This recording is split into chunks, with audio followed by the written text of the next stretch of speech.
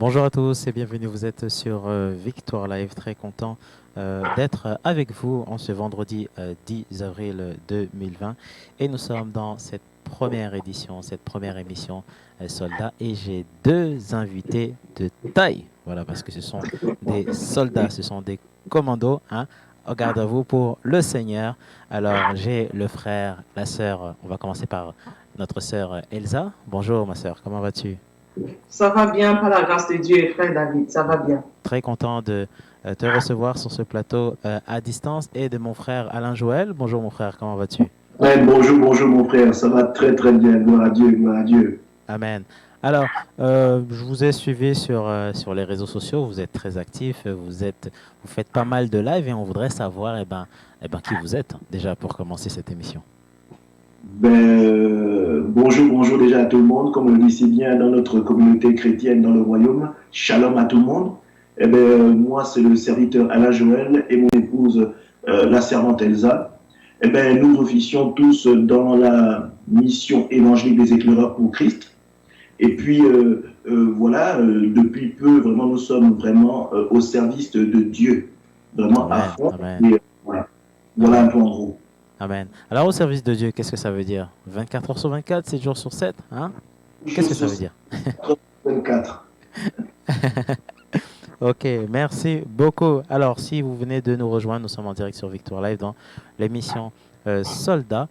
Et avant bien sûr, de commencer cette émission, je rappelle à tous les internautes et tous les auditeurs que sur le site internet, vous avez la possibilité de pouvoir vous inscrire. Voilà pourquoi l'inscription. Donc, ça permet aussi de pouvoir échanger et de participer aussi au forum. Alors, pour l'instant, les forums sont suspendus jusqu'à mercredi prochain, mais dès mercredi prochain, on pourra directement échanger et continuer à parler.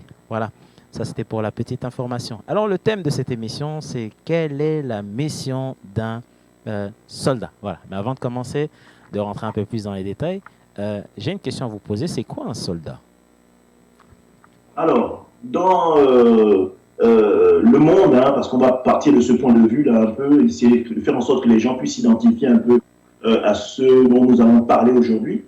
La mission d'un soldat, déjà, un soldat, c'est quelqu'un qui travaille pour la nation, pour un service qui est vraiment le serviteur vraiment d'une nation. Alors, c'est quoi sa mission?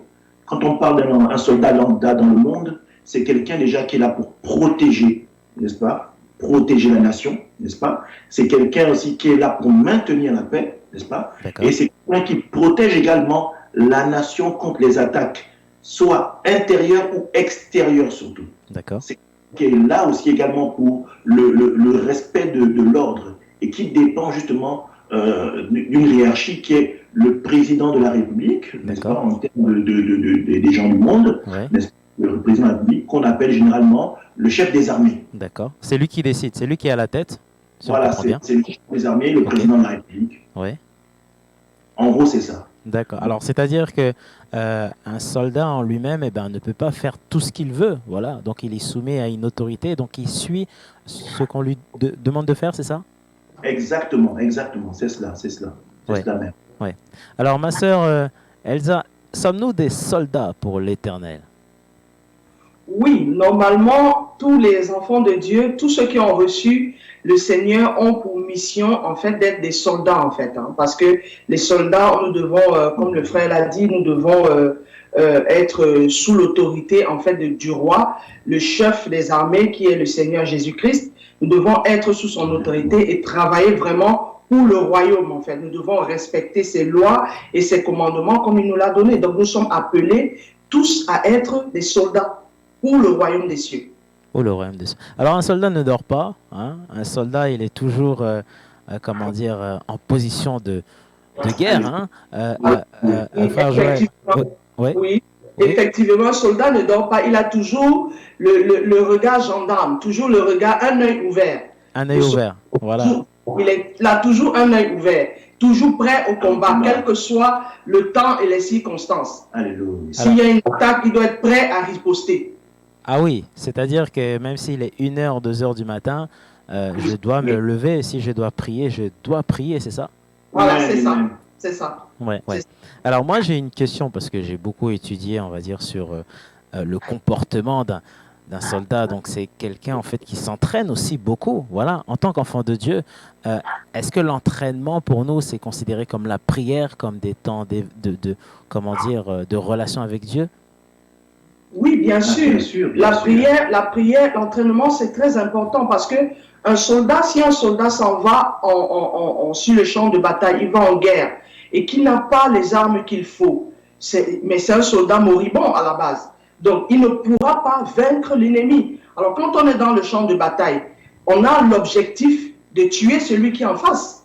Donc, pour tuer celui qui est en face, pour aller sur le champ de bataille, il faut avoir les armes qu'il faut. Il faut avoir l'enseignement. Il faut s'apprêter dans le secret. C'est pas pour rien que dans le monde, l'entraînement des soldats est très rude. Il y a un temps de formation où on apprête le mental, on apprête le... C'est pas facile. C'est pas facile. Ouais, c'est très dur. Voilà, Ouais, c'est pas ouais. facile. Ouais. Donc, même dans l'église, le Seigneur apprête ses enfants par les temps de prière, les temps de méditation, les temps d'enseignement. C'est pour ça que les enfants de Dieu doivent obéir, mais fidèlement, en fait, aux lois du Seigneur et être soumis à leur conducteur, en fait. Parce que si vous n'êtes pas soumis au conducteur, quand il y a des temps de partage de parole, des temps d'enseignement, des temps de prière à l'église et que vous n'y allez pas, je suis désolé, vous ne pouvez pas être un bon soldat. Parce que quand va venir les tempêtes, vous allez être obligé de tout le temps appeler le pasteur ou voilà, le prophète, la prophétesse, la servante de Dieu, je ne sais pas. Mais alors que ce n'est pas la volonté de Dieu, le Seigneur voudrait que nous soyons autonomes et que chacun soit soldat et qu'il ne compte pas sur un être humain, mais sur lui, Dieu. Alors pour ça, il nous place des conducteurs sur lesquels nous sommes sous leur autorité, et ces conducteurs ont le devoir de nous enseigner, de nous apprendre comment être un bon soldat, afin qu'au moment où il y a des attaques, des flèches de l'ennemi, que nous puissions nous lever dans la prière. Parce qu'à des moments, le Seigneur, comme vous avez dit tout à l'heure, il peut vous révéler quelque chose pendant que vous dormez, qu'il y a une attaque qui est en train d'arriver sur votre vie. Voilà, soit sur un frère, une soeur, même sur vous-même. Mais qu'est-ce que vous allez faire? Vous n'allez pas appeler votre pasteur à 2 h du matin ou 3 h du matin. Non. Mais si vous le faites, ça veut dire que vous êtes un soldat moribond. Oui. Il faut encore être, je voulais rajouter, en faisant compte que l'enseignement et la recherche personnelle de la parole est une forme d'entraînement. Tant dans le monde où il y a des exercices physiques, voilà. Déjà même avant d'avoir les exercices physiques, il y a même au niveau même du choix, il y a une sélection qui se fait, même au niveau les gens qui sont appelés à servir l'Éternel, les gens qui sont appelés à rentrer dans le service militaire. Il y a ce tri-là.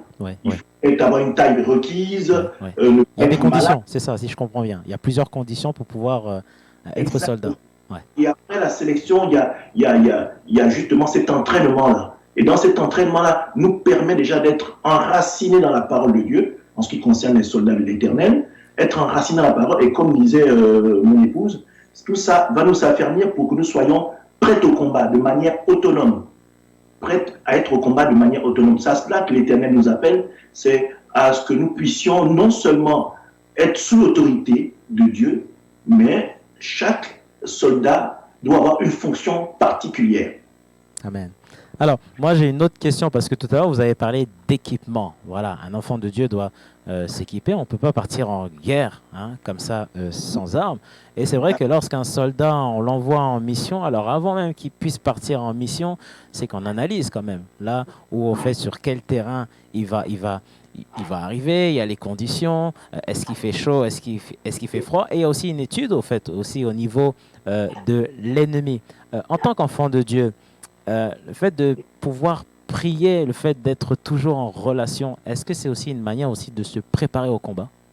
Oui, bien sûr, c'est une manière de se préparer au combat parce que c'est dans l'intimité que le Seigneur équipe par la puissance de son esprit. Parce que si on n'a pas d'intimité avec le Seigneur, on ne peut pas avoir l'équipement qu'il faut. Et puis le Seigneur nous recommande bien dans sa parole, quand on lit Éphésiens 6, il nous dit qu'il faudrait se revêtir des armes de Dieu. Ça veut dire que le Seigneur nous a donné des armes très spécifiques pour pouvoir être solide et résister en fait. C'est complètement une armure vraiment solide. Donc nous sommes équipés en quelque sorte. Équipés, voilà. Le Seigneur nous équipe. On ne peut pas aller dans un combat spirituel sans avoir ces armes-là. Sans les avoir. Et c'est bien, c'est très obligatoire. Et c'est important qu'un soldat doit avoir cette armure-là. Parce que si tu n'as pas d'armure, tu es complètement à nu en fait devant l'ennemi. Et puis, c'est en passant le temps dans la parole de Dieu que le Seigneur révèle en fait quels sont les plans de l'ennemi, comment est-ce que l'ennemi fonctionne, quelles sont ses stratégies en fait. Et on a en fait, si vous voulez, on a cette capacité de comprendre et de discerner en fait les flèches que l'ennemi lance sur nos vies, soit sur nos vies, soit sur les vies de nos proches, même des frères et sœurs dans l'église, même du pasteur. Voilà. Donc, parce que quand on est quelqu'un qui a une vie de prière, le Seigneur, on capte en fait les signaux que le Seigneur donne par la puissance de son esprit, parce que l'esprit est réveillé, l'esprit est en éveil. Même quand on dans le corps est endormi, l'esprit du soldat est toujours en éveil. Ça fait en sorte qu'on est toujours connecté au Saint-Esprit. Parce que quand nous dormons, le Seigneur, il veille sur nous. Donc, s'il y a des alertes, en fait, il va nous dire. Et c'est aussi à ce moment-là qu'il nous révèle les stratégies, en fait. Comment combattre tel ou tel problème, comment aborder. Et puis, on ne peut pas aller au combat sans connaître l'ennemi. On ne peut pas aller sans le connaître. Il faudrait connaître son ennemi et connaître quelles sont ses ruses et connaître quelles sont ses stratégies pour pouvoir contourner. Parce que même en tant qu'enfant de Dieu, pour aller dans un combat, le Saint-Esprit t'équipe, il te donne les stratégies de guerre aussi. Exactement. Alors, moi, j'ai une image, vous allez me dire ce que vous en pensez par rapport à cette image. Dans cette image, nous avons en fait une personne, voilà. Et cette personne-là, donc on considère que cette personne-là donc est un appareil. Hein. Donc c'est pour vraiment bien comprendre l'image. Donc ça peut être une télévision, ça peut être une radio, ça peut être n'importe quel matériel. Et on va s'apercevoir que ce matériel a deux options, arrêt ou veille. Et lorsque on allume cet appareil, donc effectivement il y a un temps qui se met, voilà, pour que l'appareil soit actif. Par contre, lorsqu'il est en veille, ça veut dire qu'à tout moment, voilà, même lorsque tu bouges la souris, ton ordinateur, s'il reste en veille, eh ben, l'ordinateur est tout de suite réactif.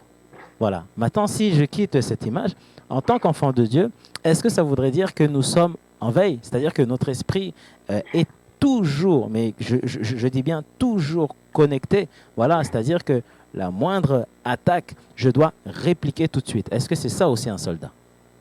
Alors, je vais répondre. Je vais déjà partir sur la base que tout ce que l'homme fait est toujours inspiré par Dieu. Là, tu nous parles de l'image d'un appareil qui est toujours en veille. Justement, l'homme le fait pour qu'il n'y ait pas ce temps-là de retard pour que nous puissions être actifs ou directement rentrer dans l'activité pour laquelle on a amené cet appareil à être dans notre maison, par exemple. Et c'est cela, en fait, que Dieu fait avec nous. Dieu nous demande toujours de mettre de l'huile dans notre lampe afin que cette lampe soit toujours en veille. Mettre de l'huile dans cette lampe, c'est toujours méditer la parole. Prête à toujours être dans la parole. Parce que être dans la parole, c'est justement cette parole qui garde notre esprit en éveil. Tout comme quand on met de l'huile dans une lampe, hein, comme on utilisait à l'ancien temps, mettre de l'huile, il fallait veiller à ce que la lampe ne s'éteigne pas. Soit on veillait à ce que la lampe ne s'éteigne pas, soit on mettait une huile conséquente. Et cette huile, on arrivait à la minute. De manière à ce que, passé une certaine heure, quand on sait que ce temps est passé, eh bien, on sait que dans peu de temps, ça va s'éteindre. Eh bien, la parole de Dieu agit un peu à cette même fonction-là. C'est-à-dire que nous devons rester continuellement dans la parole, n'est-ce pas? Amen. Afin que notre esprit soit en éveil. En fait, c'est la parole qui alimente justement cet éveil-là. C'est la parole et puis le fait que le soldat marche dans la droiture également, qui fait en sorte que l'Éternel établit une alliance avec nous. Et quand cette alliance est établie, en fait, l'Éternel fait en sorte que, peu importe les attaques qui peuvent survenir, l'Éternel soit nous active dans nos songes, n'est-ce pas? Ça peut être pour un frère ou en vision, pour nous prévenir des choses à venir, soit pour un danger immédiat, soit pour un danger à venir. Et en cela, il nous donne la possibilité de pouvoir attaquer. Et attaquer, parfois, c'est quoi? Attaquer aussi, c'est se lever en prière pour un frère, pour la protection d'un frère, pour qui Dieu peut révéler qu'il y a une maladie qui s'approche ou qu'il y a l'esprit de mort qui est sur un frère ou une sœur. Et en cela, Dieu nous éveille justement, nous met en éveil pour que nous puissions nous mettre au combat. Le combat n'est pas seulement forcément une attaque frontale. Le combat peut être aussi, c'est ce qu'il y a de magnifique avec l'Éternel, quand on est un soldat de l'Éternel. C'est-à-dire qu'il peut nous mettre en attaque 3 mois avant l'attaque même de l'ennemi. D'accord, ok. Ouais. Que Dieu est quelqu'un qui voyage dans le temps. C'est-à-dire que Dieu a déjà prévu, donc Dieu nous protège. Voilà, il nous protège. Et c'est ça qui est le magnifique. Parce que quand on voit le soldat du monde, le chef ou le président ne peut pas prévoir l'attaque de l'ennemi.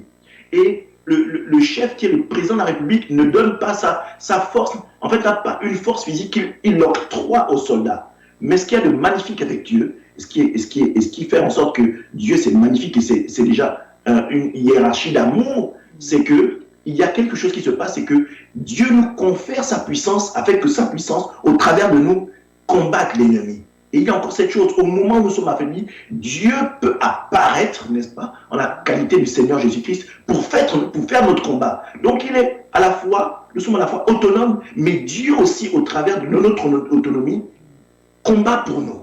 C'est ce qu'il y a de magnifique. Amen.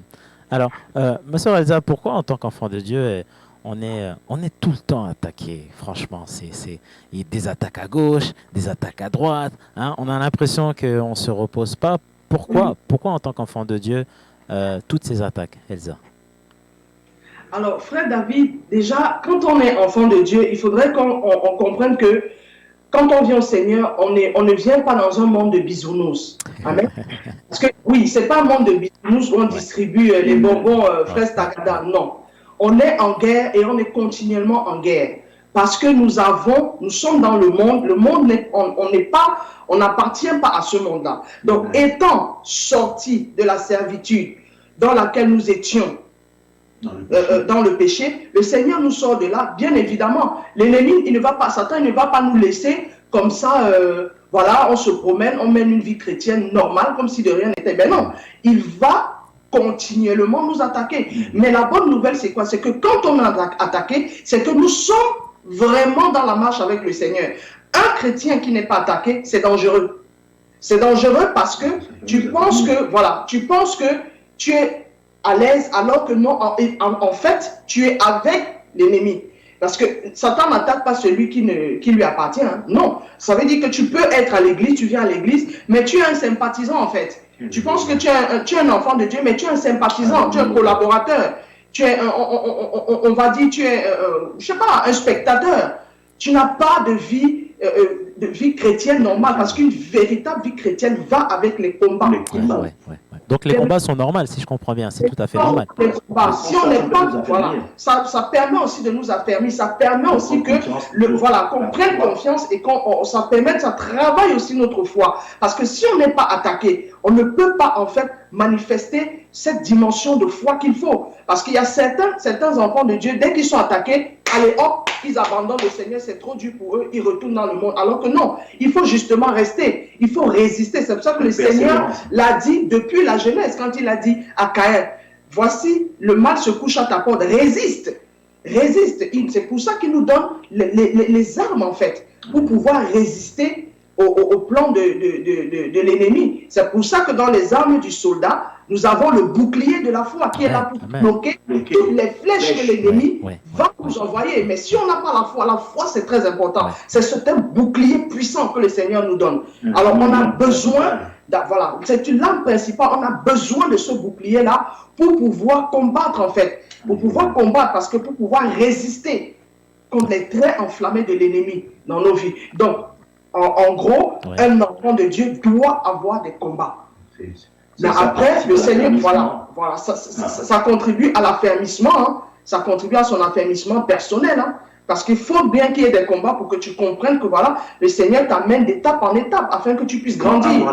Voilà, parce qu'on ne va pas rester bébé spirituel, bébé barbu, on a la barbe et puis on grandit, on accouche les enfants, on est toujours bébé. Non, il faudrait qu'on grandisse dans la présence. Parce qu'à un moment, on donne le lait et puis après, il faut de la nourriture solide. Exactement. Donc, puis à mesure que tu grandis, un bébé d'une semaine, être nourri au lait jusqu'à un davantage moment. plus grand, Voilà. exactement. Voilà, à partir déjà de 4 mois, l'enfant commence à prendre un peu de Manger, légumes. oui, manger, Donc, un enfant, c'est c'est liquide, pareil, voilà. C'est Exactement. pareil qu'un chrétien, un enfant de Dieu. À un moment donné, il faut passer du lait au solide et puis grandir d'échelon en échelon.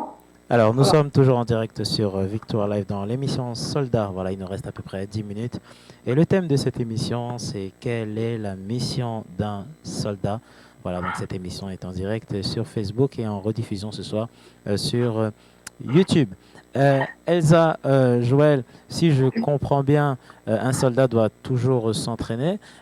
Les épreuves, voilà, que rencontre, donc les étapes, voilà, donc les défis, parce qu'un soldat a aussi donc des défis, des objectifs, permettent aussi de le faire grandir dans la foi. Tout à l'heure, vous avez parlé de la foi. On a besoin de nourrir cette foi, hein. C'est-à-dire que si on ne nourrit pas cette foi, eh ben, on perd, on ne croit plus en Dieu, on ne va plus croire à la parole, et Dieu nous demande au fait, eh ben, de pouvoir que cette foi-là, qu'on puisse vraiment la garder constamment connectée auprès du Seigneur. Ma question est la suivante, c'est que comment je sais que je suis un soldat? Est-ce que tous les enfants de Dieu, je dis bien, est-ce que tous les enfants de Dieu sont considérés comme soldats ou pas?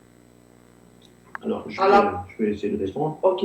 Je pense que déjà à la base, c'est dans, je pense, que c'est dans Matthieu 28,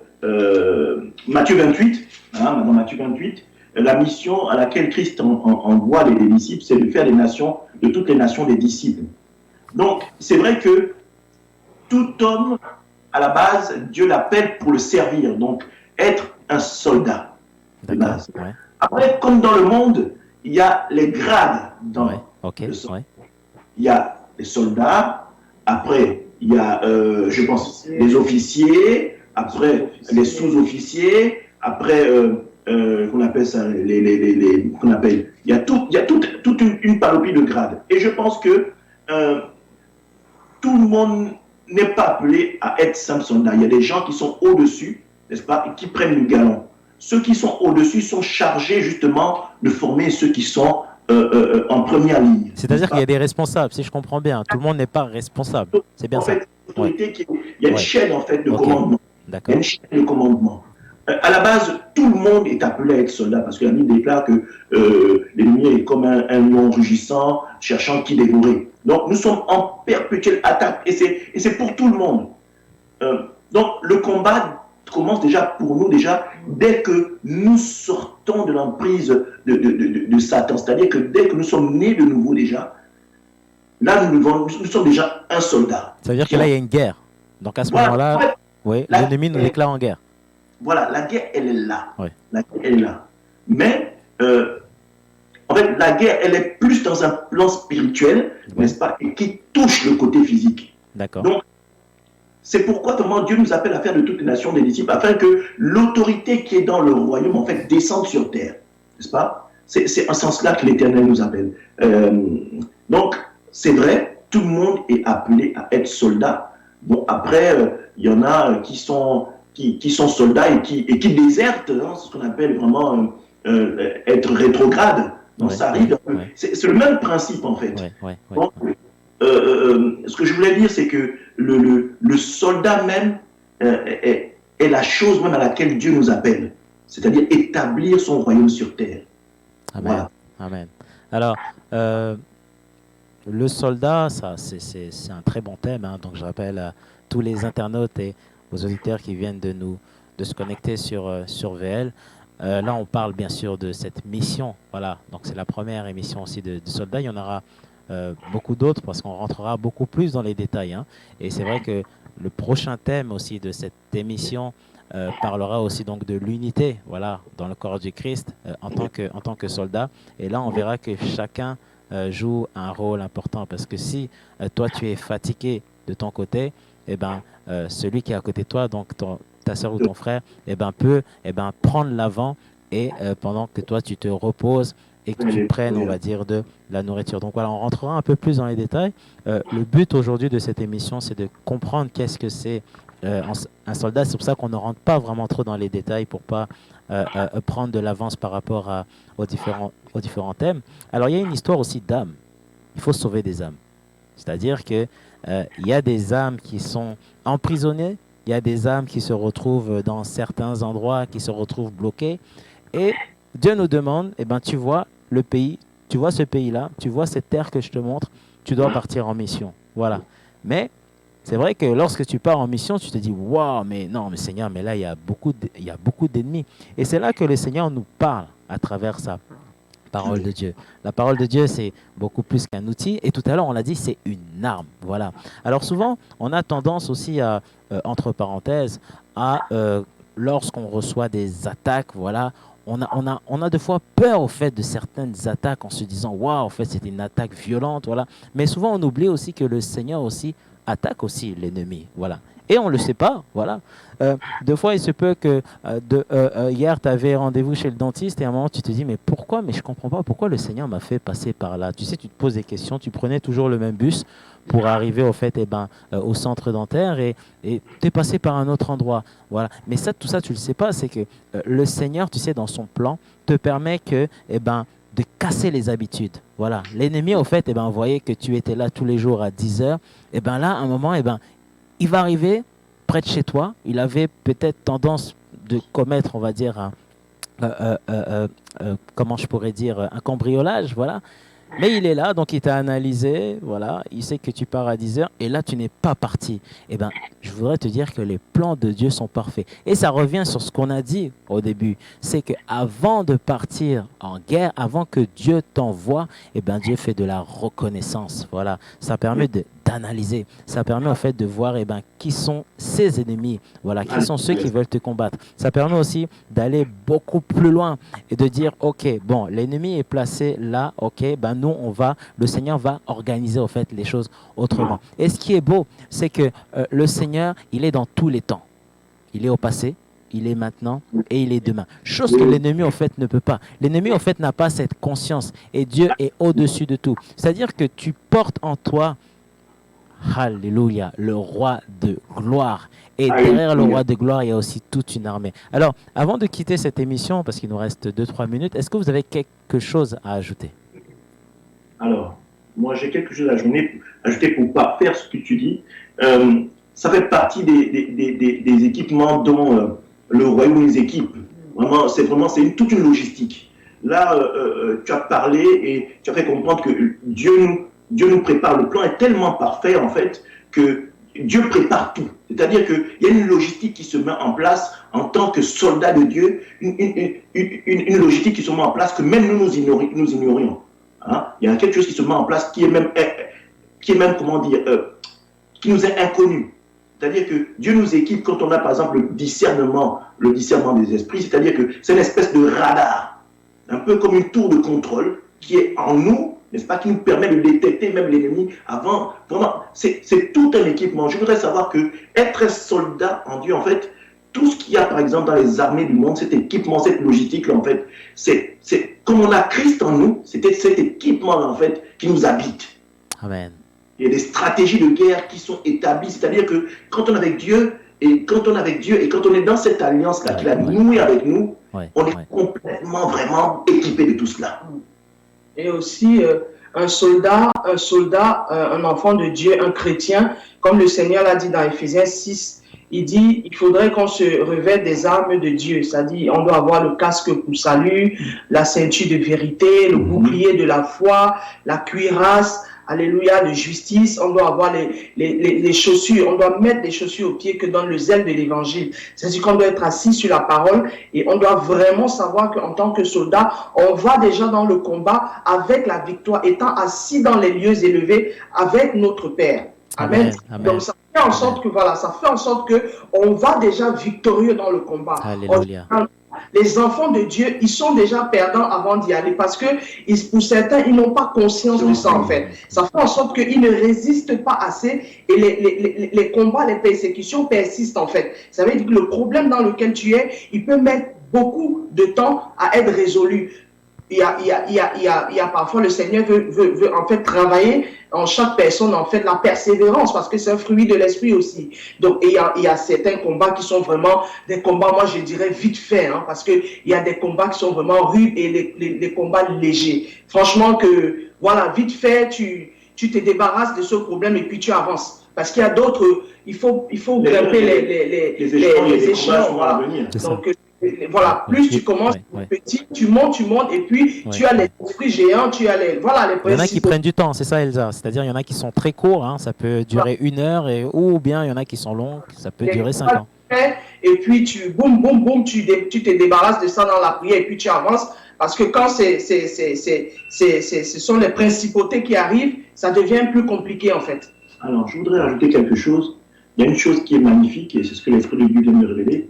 Il y a une chose dans cette armure de Dieu-là qui nous est donnée, c'est qu'il y a une partie de nous qui n'est pas couverte. C'est le dos. Pourquoi? Parce qu'en fait, un soldat de Dieu, c'est quelqu'un qui ne rebrouche jamais chemin. Amen. Parce que dès qu'on rebrouche chemin, la chose qui est ouverte, c'est le dos. C'est là où l'ennemi frappe. Donc, Dieu nous amène toujours, malgré les difficultés, à être persévérants dans le combat. On est toujours, c'est-à-dire que on est comme Christ, on est persévérant. C'est pourquoi la Bible déclare que nous devons tout abandonner, c'est-à-dire on n'a pas d'attache. La seule attache qui nous approche, pour laquelle nous devons travailler, c'est la mission de servir l'Éternel. Comme Christ allait jusqu'à la croix, jusqu'à la mort de la croix. Amen, amen. Merci beaucoup Elsa et Joël pour cette première émission. Alors il me semble que ce soir vous avez un live sur votre page Facebook et en direct aussi en simultané sur la web radio VL1 de Victoire Live. On voudrait en savoir un peu plus. Alors de quoi vous allez parler ce soir? Alors c'est plus un temps de prière qui va être basé sur la Pâque. Sur la Pâque, on va beaucoup se concentrer sur ce grand événement parce que c'est la première Pâque que les chrétiens vont vivre dans le confinement, comme jadis les enfants d'Israël. Donc, il y a beaucoup de choses qu'on doit voir, on doit se remettre en question sur plusieurs sujets, plusieurs départements de nos vies. Et il faudrait vraiment qu'on essaye, en fait, d'ôter le levain de nos vies, en fait, de nos vies, de nos maisons. Il faut qu'on essaye d'ôter ce levain-là. Donc, qu'on prenne un nouveau départ avec le Seigneur parce que le Seigneur a besoin que l'Église se repositionne, que ses enfants se repositionnent parce qu'il y a eu beaucoup de bévues dans l'Église, en fait. Il y a eu beaucoup de bévues, voilà. Le Seigneur rappelle à l'autre parce que la Bible dit que tout est grâce et toute chose est faite pour la gloire de Dieu. Parce que dans le confinement, Dieu se glorifie parce qu'il y en avait qui lisaient pas la Bible, qui passaient pas le temps avec le Seigneur parce qu'à cause de la fatigue liée au travail, des occupations dans le séculier, voilà, de famille et tout ça, ça fait en sorte que, voilà, on passait pas le temps et tout. Mais maintenant, le Seigneur veut refédérer tout ça, veut repositionner tout ça, que les familles se repositionnent, voilà, et que on le mette au centre en fait. Donc, comme les enfants d'Israël, il leur a demandé de rester chez eux, et puis, voilà, de manger l'agneau, de réfléchir et d'ôter le levain, parce que Exode 12 le dit bien, le Seigneur recommande d'ôter le levain de nos vies. Voilà, donc, le levain, c'est considéré comme le péché, c'est une image du péché. Donc, ce soir, on va parler de tout ça, on va vraiment prier, on va intercéder. On sera connecté en tout cas. Voilà, donc on va passer vraiment un moment dans la présence, on va se remettre en question, voilà, à partir de 20h30 jusqu'à 21h30, 1 heure de live. Voilà, sur Victoire Live, sur Radio One, VL1, et sur notre page Facebook et celle de la radio Les Éclaireurs. Voilà. Donc on va fêter la résurrection du Seigneur dans la prière en fait. Et on va intercéder parce qu'il y a aussi des sujets de prière, voilà, pour soutenir des frères et des familles qui sont dans des situations assez compliquées en ces moments. Donc, on va aussi avoir ce temps d'intercession-là parce qu'on doit prier les uns pour les autres. Voilà. Amen. Merci beaucoup. Alors, Alain, Joël Alain, est-ce qu'il y a d'autres choses à ajouter avant de clôturer ce live? Écoutez, nous sommes très, très, très heureux déjà de la grâce que l'Éternel nous fait de pouvoir avoir la possibilité de pouvoir être sur Victoire Live. N'est-ce pas, qu'il y a un grand média un grand média chrétien pour la diffusion de la parole de Dieu. Donc vraiment nous rendons grâce à Dieu et nous élevons vraiment nos voix et nos louanges envers lui. Donc les quelques mots que j'aimerais partager, c'est revenir à Christ parce que Je pense que ce temps de confinement est plus un moyen de faire un retour pour ceux qui ont abandonné la foi, pour ceux qui s'étaient éloignés du Seigneur. C'est un retour, c'est un rappel à l'ordre, en fait, c'est le grand mot. Utilisant ce temps de confinement vraiment pour revenir à Christ, à notre premier amour, afin que l'Éternel soit la première place. C'est la chose à laquelle il nous a appelés, que nous marchions selon sa volonté et non selon nos propres désirs. Hein. Vraiment que nous manifestons vraiment la puissance de Dieu au travers de notre humanité afin que nous puissions le servir. Voilà, c'est lui le potier par excellence qui nous transforme. Donc Amen. voilà, je demande à tout le monde vraiment de faire un retour vers le Seigneur. Amen, amen. Merci beaucoup, Elsa, Joël, Alain Joël, d'avoir participé à cette émission. Quant à nous, on se retrouve à très bientôt pour une autre émission avec un autre thème sur soldats. Voilà, j'en profite avant de terminer cette émission. Merci à toutes les personnes, à tous les frères et les sœurs qui ont participé, on va dire, à la construction aussi. Donc, pour information, nous avons lancer un appel de dons, voilà, en urgence. Donc, nous avons besoin donc d'une somme de 3 000 euros. Donc, il manque actuellement 1 500 euros, voilà, pour pouvoir couvrir l'ensemble des serveurs, mais aussi pour permettre aussi au système de diffusion de pouvoir toujours fonctionner. Oui, ce sont des serveurs que nous devons alimenter chaque jour parce que lorsque nous faisons des émissions, il y a des personnes aussi qui sont touchées à travers les 4 coins du monde. Voilà, cette plateforme permet aussi donc de recevoir aussi des enseignements et nous sommes aussi dans l'unité. Voilà, pendant que les informations s'affichent en bas. Donc, rendez-vous sur le site victoirelive.com, rubrique dons pour pouvoir soutenir ce ministère. Voilà. Quant à moi, je rends l'antenne. On se retrouve à 13h pour un autre live. C'est une journée très chargée. Hein. Mais Joël, Alain, il fait super beau dehors. Hein. Il fait aussi super beau dans vos cœurs, dans votre cœur. Alléluia, alléluia, alléluia. Le soleil brille comme le Seigneur dans nos cœurs. Oh, merci. Merci beaucoup. Merci à toutes les personnes qui nous ont suivis et écoutés sur Victoire Live. Je rends l'antenne. Et à très bientôt. Merci. Vous étiez dans l'émission Soldats. Soyez bénis. Bientôt, bye bye à tout le monde. Bye bye.